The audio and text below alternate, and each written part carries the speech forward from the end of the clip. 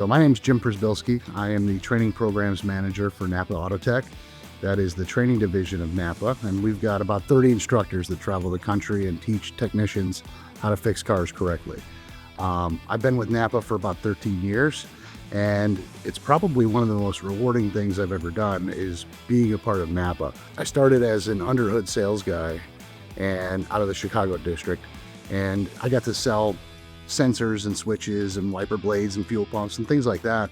And one day my boss said to me, he's like, you're pretty technical for this job. You should probably look at becoming an instructor. And so I interviewed with the AutoTech team, and I've been on the AutoTech team for about 10 years now. So I was an instructor for a number of years. And then I started managing a few of the west half of the country instructors. And then there was a chance to move up to become the training programs manager. So in that role, I'm in charge of all of the curriculum development that our instructors go out and teach every day.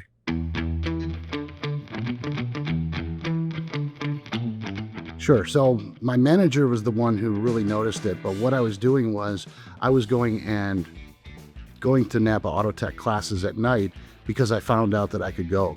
And so they were held locally in my area, and I just went to them on my own volition. And that way I could just learn more, stay abreast of everything that's happening in the industry and learn new things. And so that instructor worked for AutoTech, and then my manager at the time noticed that I was going to those classes and said, maybe you should look into that. Every person is different and how they learn, but most people learn with their hands, right? They're kinesthetic learners. And so doing something is the way to learn it. And you really can't fake that. There's ways that you can get around that. One would be, working with friends or family that and trust and learning that way. Maybe making friends at a car show and working on your cars together. That's a good way to, make friends and also help each other out. Our stuff, and I'm not just trying to plug it because I work here, but we'll meet you where you're at. The level of your skill doesn't necessarily matter in the beginning, because we can build on whatever your foundation is and make you a good technician over time.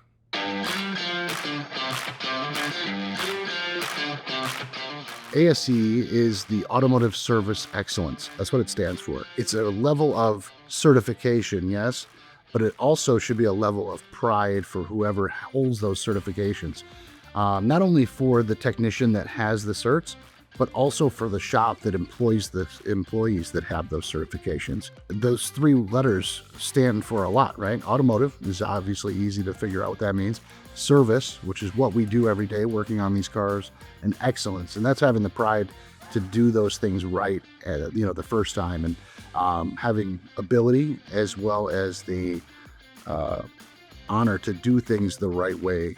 ASE and NAPA have been partnered for a long time. Whether it was, case certification for our training programs, or the NAPA ASE Blue Seal, which is the Blue Seal is something that a shop gets to put onto their shop when they achieve a certain level of certification for their technicians. And then NAPA promoting our auto cares to have those types of certifications in their shops to even be considered as an auto care. So we have a long history together, and ASE is very important, in my opinion, to making sure that we as an industry stay on the top of our game and, really have that honor among all of our customers. An ASE certified technician can have just one certificate and be ASE certified as long as they have the work experience to back that up. And so then they get their certificate, they get an ASE patch to put on their arm and show with pride.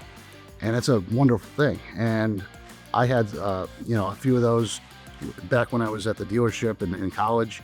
And then I let them lapse for a long time because I wasn't necessarily working on cars in a place that needed ASE certifications. And I've decided that I wanted to further my career and just kind of show that I knew what I was talking about. So I went back and I got my ASE certifications to become a master tech. And so I worked my way through A1 through A8, which is what's required to be a master tech.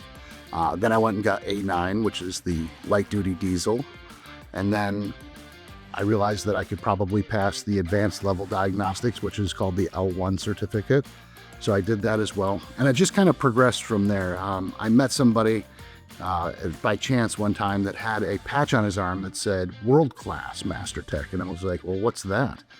And so I did a little research and I found out in order to have a world-class Master Tech status, you had to have a certain number of ASE certifications in automotive, diesel, medium and heavy duty diesel, and collision. And so I think there's a total of 22 certificates that you have to get that. And so I set my goal to achieve that certification, and I did. And, it felt really good. There's less than 2,000 world-class Master Techs in the United States.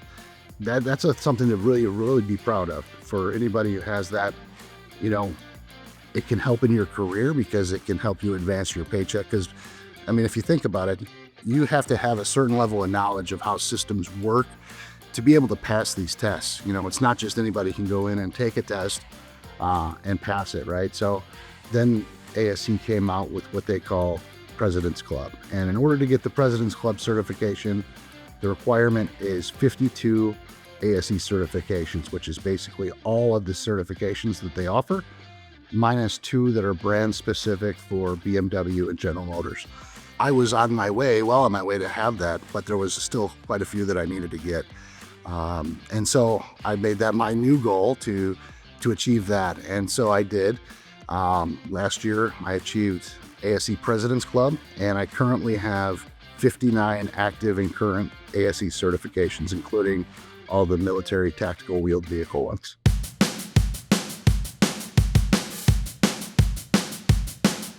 There's a lot of similarities, especially when it comes to equipment and automobiles. They all have an engine, they have a drivetrain, they probably have a drive shaft, wheels, tires, brakes.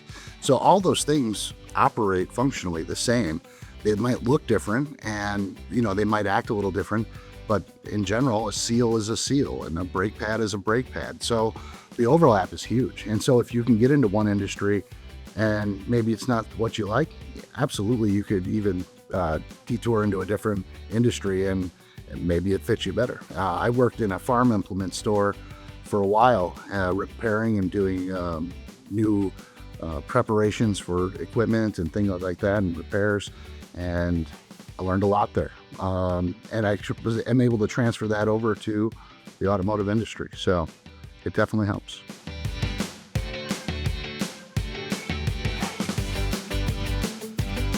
When I moved over into the teaching side, I realized very quickly that the most important thing to me and the reason why I wanted to do it was because I wanted to help other people, help technicians, learn, grow, and ultimately, feed their family with the knowledge that they learned from what I taught them in a class. And that feeling is amazing when you can teach somebody and they're going to be able to use it for their betterment. But not only that, just even the other people that I deal with on a day-to-day basis, managers and coworkers, we all care for each other, and it's been a great experience in that respect.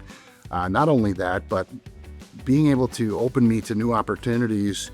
Like I said, I started out as a sales guy out of the DC in Chicago, and just have grown through the system. And that is something that's not available everywhere, and people don't always have an opportunity to grow within their company, and here that's a definitely real possibility, and I love it.